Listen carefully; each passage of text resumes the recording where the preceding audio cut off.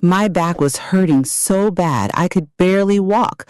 All I needed was $5 for some medicine. So I sent a text to my 3 sons asking for help.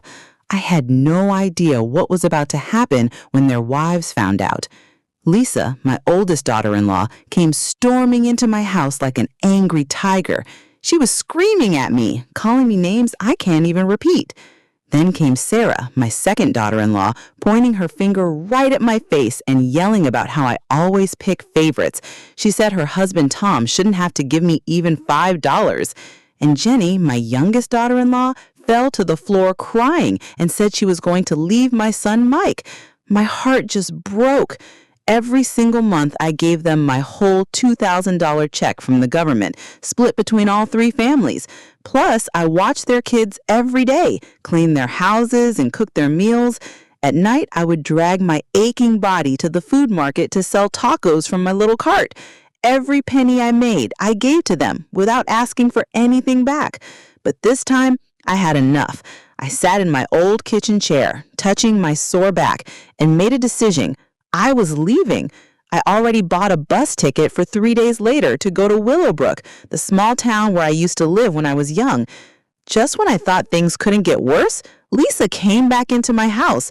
She got right in my face and started yelling, "What kind of game are you playing? Asking for $5? Are you trying to make us feel sorry for you?" Her voice was full of anger. "I know what you're doing. You like Tom and Mike more than my husband. You say you treat us all the same, but you're lying." My son Mark tried to calm her down. "Lisa, relax. It's just $5. What's wrong with helping my mom?" But that made her even more angry. She grabbed a bowl of fruit from my table and threw it on the floor. The bowl broke into pieces and oranges rolled everywhere.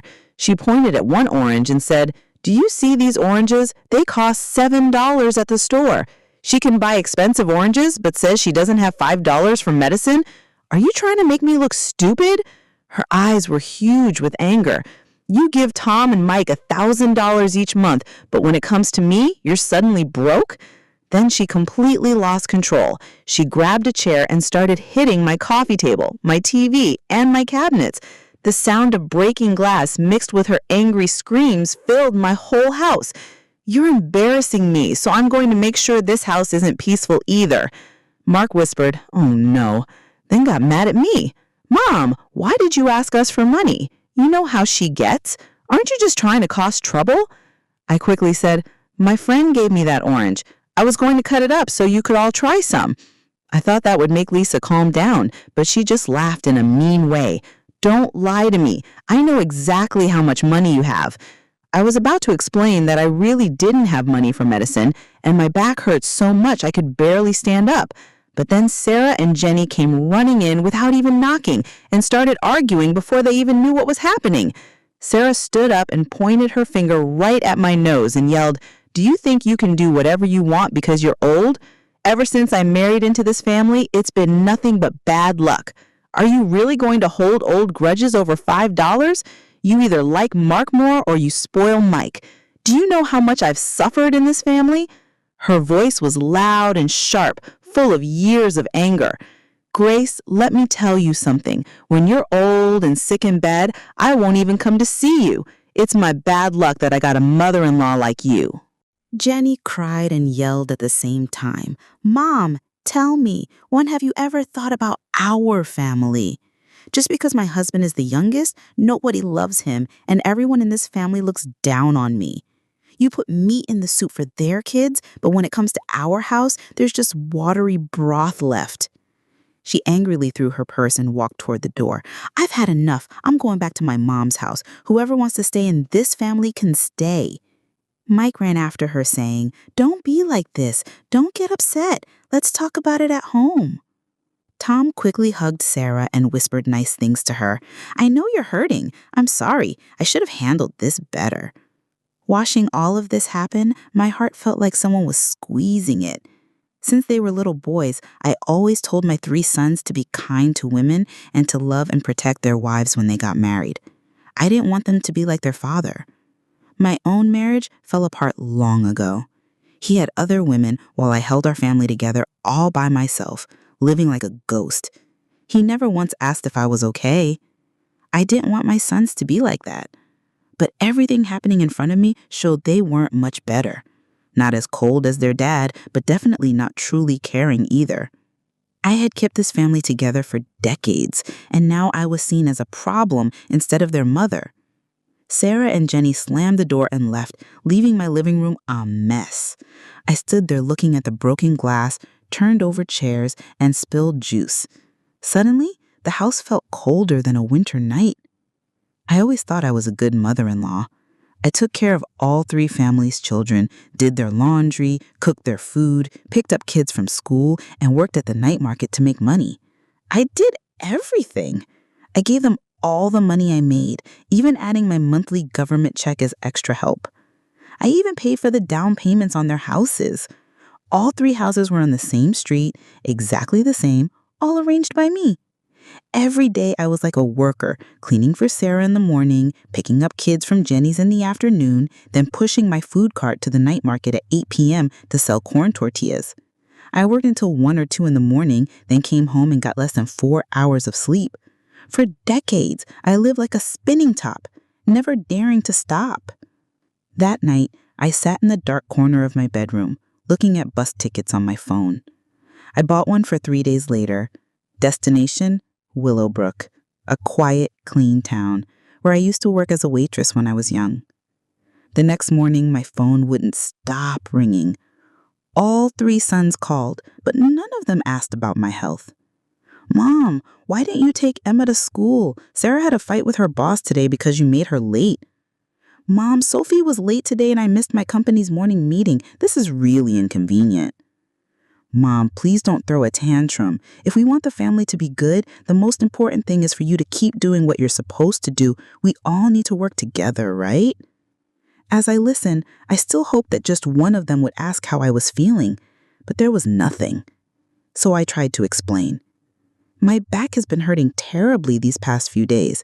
The doctor told me to rest in bed for a few months. Otherwise, it could become a serious problem with my nerves." Mark laughed softly on the phone, his voice cold. "Mom, everyone has back pain these days. Don't scare yourself. Just take some medicine and you'll be fine." But just last month, he spent over $200 on a special back brace for Lisa's mom. For her, spending money was being a good son. For me, it was faking being sick. Tom's voice was flat. "Mom, haven't you already put on pain patches? Those things get better in a few days naturally, and watching a kid isn't a big deal, is it?" Mike didn't even care about my pain. He said, "Mom, how much money do you have left? Send it all to me first. I need cash." At that moment, the small hope in my heart died completely, like a candle blown out by cold wind. That night, the pain was so bad, I couldn't even turn over in bed. I just lay there flat, sweating. The door quietly opened, and Emma walked in.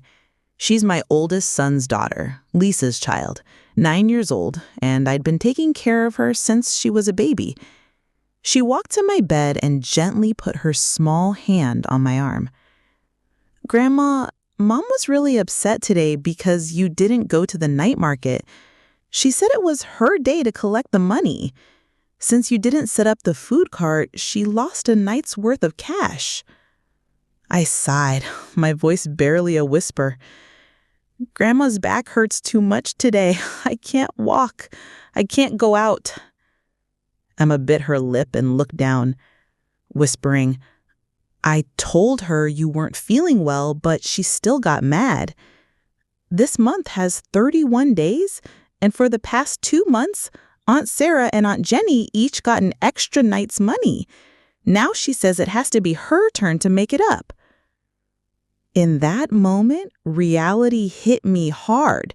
I had run that food cart for 30 years, through rain and sun, never missing a day. With that little cart, I saved enough money to buy each of my 3 sons their own houses. But after they all got married, Lisa got an idea first. She said her family needed money urgently and asked if I could give them a few nights of food cart money to help them out.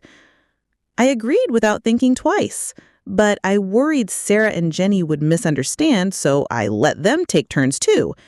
Everyone got 10 days worth of money per month. I thought that by dividing it equally, I would make them understand. But they were each smarter than the last, even making a spreadsheet. Who had taken money on what day? Who had missed a night last time? Who had taken 2 extra hours this month? They remembered every detail clearly. "Mom, you've done so much for us. We'll definitely treat you like our own mother." They had said once. I actually believed them. But the reality was, the more I gave, the deeper their demands became. "If only this month had 30 days, Emma said softly, Mom wouldn't be so angry. Just then, Lisa burst into the room like a storm. The moment she saw me still lying down, her face became darker than night. She pointed at me and yelled, "Grace, what exactly do you want?" I stared at the ceiling, my voice cold.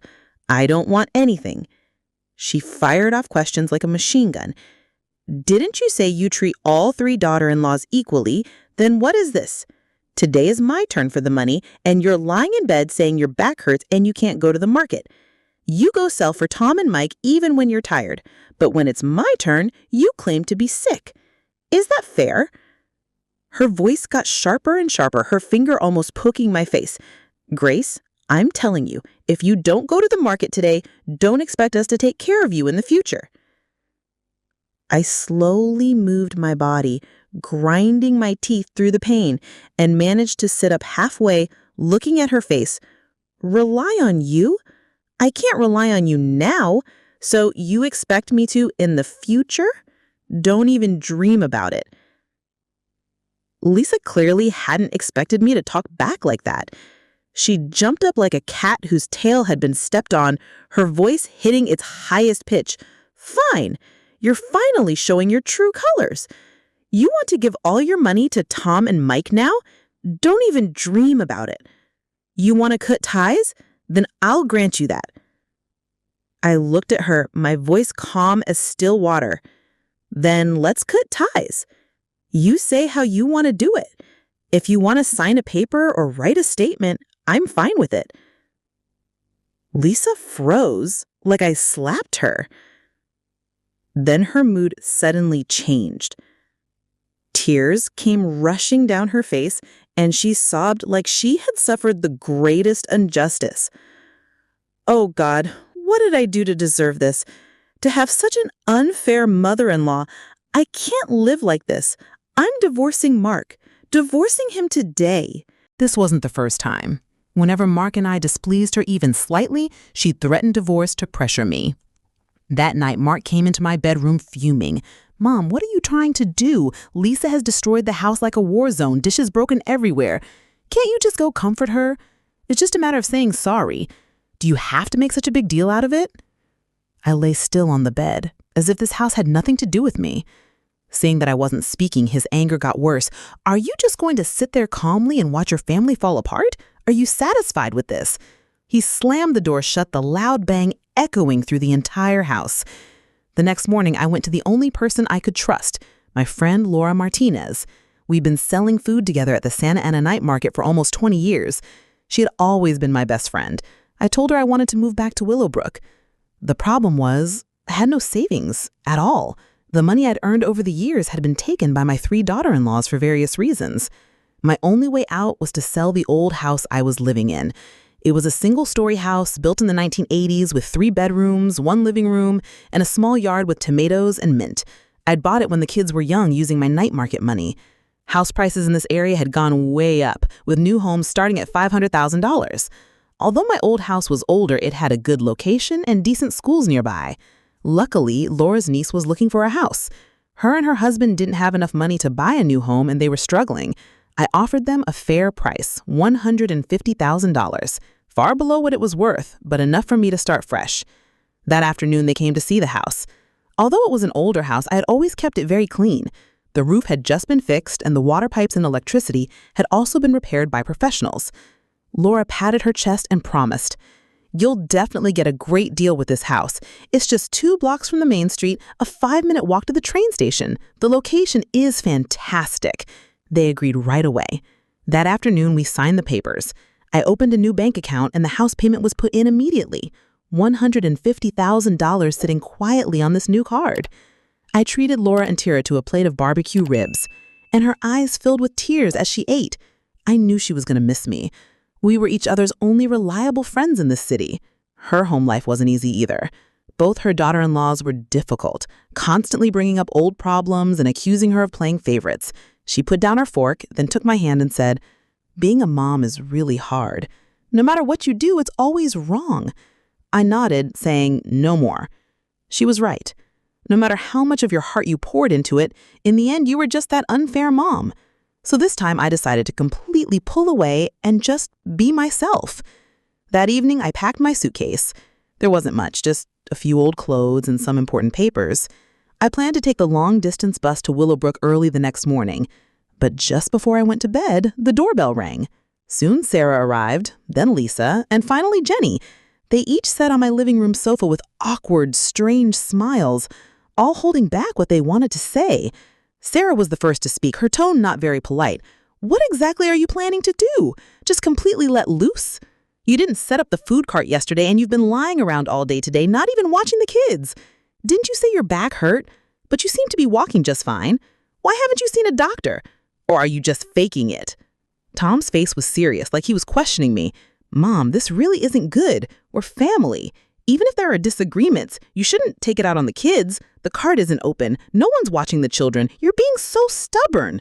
Lisa gave a mean laugh. "Do you feel like you're living a quiet life now? But don't forget, you're not getting any younger. When you get sick or have an accident in the future, won't it still be us who have to take care of you? You've quit today. What will you do tomorrow?" Jenny crossed her arms, her face showing fake sadness. "I was late for work today. No matter how unhappy you are, these grandkids are yours too, right? What do you mean by just washing your hands of them?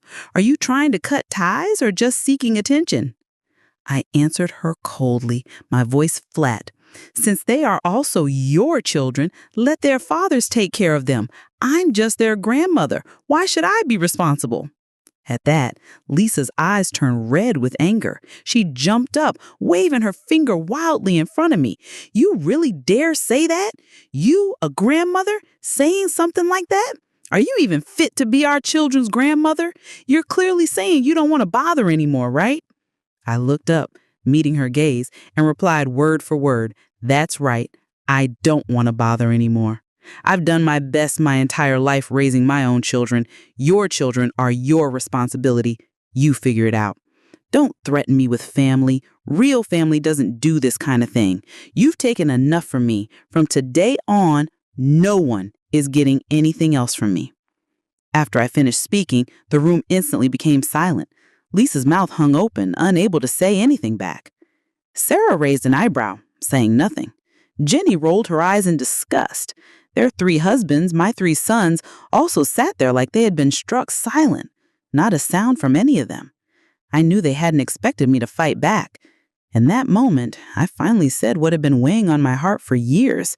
The old me would put up with everything, do everything, never dare to talk back, tirelessly living like a tool. But today, I'd had enough. Sarah was the first to break the silence, a cold smile on her face. "Grace, are you really sure about this? If you're truly going to burn bridges, then don't expect us to help you one bit in the future." Jenny added fuel to the fire. "I think you're just so ungrateful. Do you really think your $1,000 a month makes you a sugar mommy?" Mike's voice began to get hard. "Mom, that's enough. Stop making a scene. You've rested long enough today. Starting tomorrow, you go to the market and you watch the kids." Jenny grabbed Mike's sleeve and yelled at him. "Let me tell you clearly, if she keeps acting up and not working, I'm not staying in this marriage. Without the elder's support, this marriage will fall apart. I can live better without you." Mike quickly tried to calm her down. All right, don't be angry. She won't really abandon us." Mark and Tom also quickly begged me, "Mom, don't be hasty. The family still needs you. The kids need you. And the cart needs you. Let's just move past this little disagreement." But my heart was completely dead. I closed my eyes, not wanting to say another word to them. My decision was made. Tomorrow, I would leave this city and these people. At 5 in the morning, I put my old travel bag over my shoulder. Inside were just a few changes of clothes and a pair of worn-out shoes. I took a taxi to the bus station. Once on the bus, I didn't look back. Outside the window, the city lights disappeared quickly, just like my old life, left behind by time, unable to hold on to anything. Soon after the bus started, a young girl sitting next to me smiled and offered me a piece of bread. "Ma'am, you look a little tired. Here, have this." Her smile was pure and real, just like how my 3 daughter-in-laws had smiled at me when I first met them. Back then, they had looked at me with such kindness, saying, "We'll be family now." But kindness has an expiration date. The closeness we once shared had been slowly worn away by reality. Time moved forward, but people drifted further and further apart. I took the bread softly, saying, "Thank you." On the ride, the young girl next to me talked excitedly about popular video websites. I wasn't particularly interested, but looking at her bright face, I suddenly realized my own children had never shared their world with me like this. 10 hours later, I finally arrived back in Willowbrook. Today's world is full of tall buildings and fast growth, but this small town still kept its quiet, peaceful feeling. The air here smelled like pine trees and earth, fresh and silent, yet it also sent a chill down my spine. I had been gone for over 20 years. Almost none of the young people in town recognized me. Only a few gray-haired, slow-moving older people still managed to call out my youthful name. The old wooden house I once lived in had half fallen down. The yard was full of weeds, and the windows were just empty frames. The mayor, Mr. Hawkins, was a kind old man.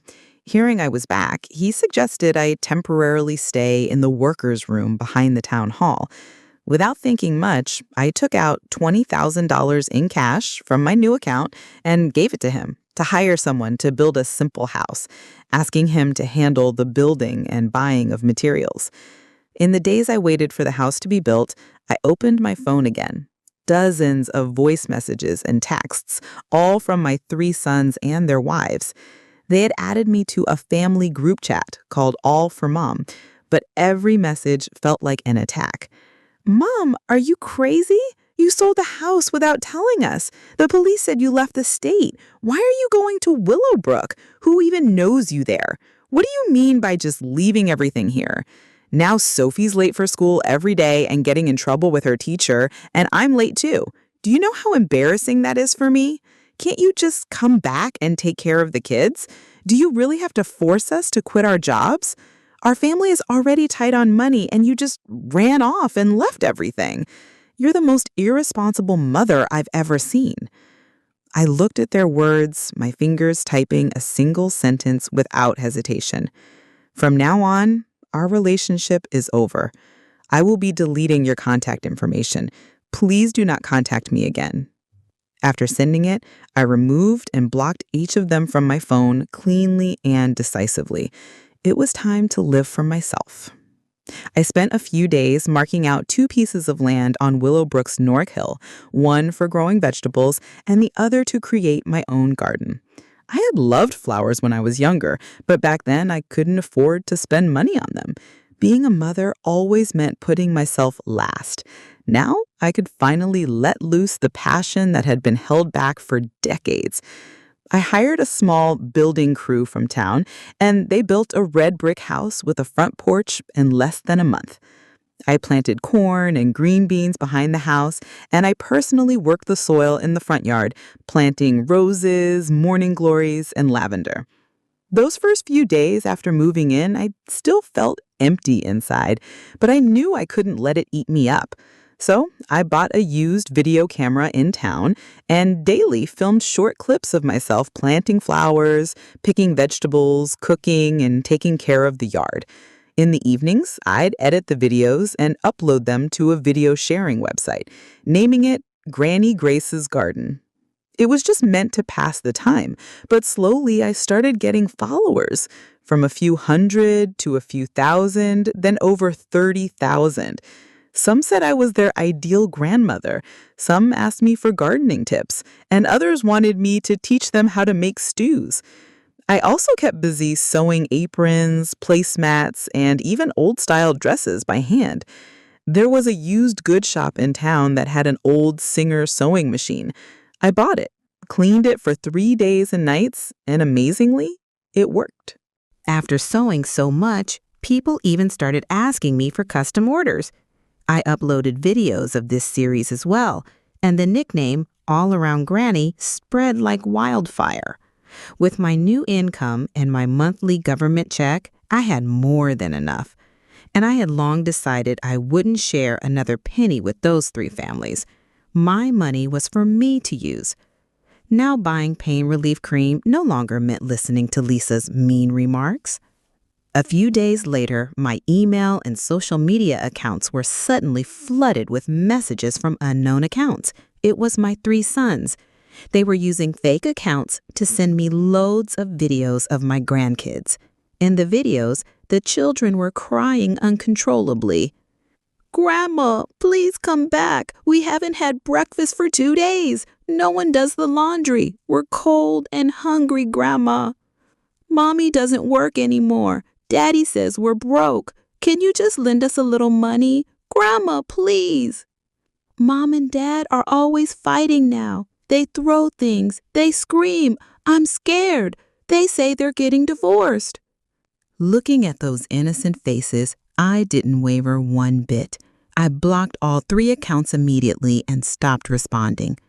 A few days later, an unknown number called. Without thinking much about it, I answered. On the other end, it was Tom. His voice was choked, almost unable to speak clearly. "Mom, please don't do this to me. If you don't come back, my family will truly fall apart. I know I was wrong. You can yell at me, hit me. Just please don't ignore me. Please come back, okay?" I slowly lowered the phone from my ear and replied to him as calmly as I would to a stranger. "I am no longer your mother." With that, I hung up and blocked the number without hesitation. I thought they would finally understand that I was serious. To my surprise, just before Christmas, the three brothers, along with their wives and children, rushed to Willowbrook. They arrived at my doorstep, all smiles with gifts in hand, acting like we were having a family reunion. Lisa, for once, wasn't as stubborn as usual. Her head hung, her voice unusually soft. "Grace, please don't be angry anymore. I know I had a bad temper and spoke harshly before, but I didn't mean it. Please don't take it to heart. We're family. It's the holidays. Let's not dwell on it." Sarah added, "Grace, young people sometimes don't know any better and say the wrong things, but deep down they appreciate you. We all know how hard you've worked for this family your whole life. Please give us a chance." Jenny even more dramatically grabbed my arm, tears in her eyes. "Dear Grace, you don't know how much I've regretted these past few days. Please come back with us for the holidays, okay?" My three sons stood straight, each more respectful than the last. The grandchildren crowded around, looking at me with begging eyes. "Grandma, it's too cold here. Please come back home. I miss your cooking, Grandma." I looked at them. The tears, the apologies, the children's pleas, each more touching than the last. But I knew perfectly well, these people weren't truly sorry. They just wanted me to come back and continue being their tireless, complaining-free, unpaid babysitter. I pulled my hand free from Jenny's tight grip, my voice as cold as ice. "I have cut ties with all of you. Even if you got down on your knees and begged me, I would not go back, and I will not forgive you." Mark's face filled with shock. "Mom, why are you being so absolute? You're our mom. Is it really necessary?" I stared at him with no expression. "I don't know about your lives, and I don't want to know about your lives, but my life now is very good." The looks on the three couples' faces instantly froze. Shock, anger, and unease mixed together. But they didn't dare say another word. However, they didn't give up. 2 days later, they started asking the town's priest, the supermarket cashier, and even Mayor Hawkins for help. Anyone I knew, they tried to get them to plead their case. But no matter what they said or who tried to convince me, I had only one reply. I don't even care about my own sons anymore. What do you think my daughters-in-law could possibly offer me? After my statement spread, the entire town understood how serious I was. Perhaps it was at that moment that my 3 sons finally realized they had lost me. As I was about to close the door, Mike suddenly got down and hugged my legs. He lowered his head, gently touching my knee like a child about to break down. "Mom, I know you're hurt. I know I messed up, but I'm stuck in the middle and it's been so hard. Can you just please let it go?" I looked down at him, only deep disappointment remaining in my heart. "I worked tirelessly to raise you," I said calmly but firmly, "to put you through college, help you buy a house, teach you how to be a responsible husband. But all of it was not so that I would have to suffer to earn your current conflicted attitude." He silently hung his head, saying sorry over and over. But my heart was already like still water, completely undisturbed. Lisa, standing nearby, was tearful, her voice full of panic. "Grace, ever since you left, the house has been in complete chaos. Taking care of the kids by myself is truly exhausting. I beg you, please come home and help us." I laughed, responding, "You're exhausted taking care of one child? I used to take care of 3 children, cook, do laundry, clean, and work at night. Do you think I wasn't exhausted?" Lisa was speechless for a moment, then awkwardly said, "I didn't mean it like that. Please don't misunderstand." I didn't bother to talk with them anymore. I turned and firmly locked the door. Outside, heavy snow was falling, and the wind blew as cold as a knife. They knocked, called my name, and begged me, but I remained completely unmoved. That night, I slept better than I had in years. The next morning, my phone wouldn't stop buzzing. I opened my social media and instantly understood why.